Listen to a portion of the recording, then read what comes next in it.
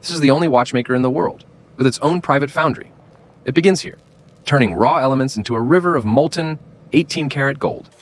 Next, they carve the case from 904L stainless steel.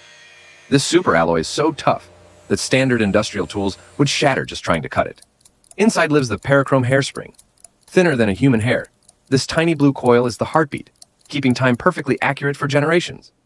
Robots can't do it all. A master watchmaker must place the microscopic ruby jewels by hand, working with the steady nerves of a heart surgeon. Precision is absolute. A robotic arm presses the gold hands onto the dial. If they are misaligned by even a fraction of a millimeter, the watch is destroyed. Then comes the finish.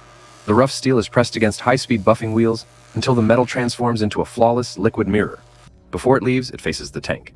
Every single watch is pressurized to extreme depths to ensure not a single drop of water can ever get inside. It takes 1 full year to make just one of these. The result isn't just a time teller, it is a $50,000 masterpiece of engineering.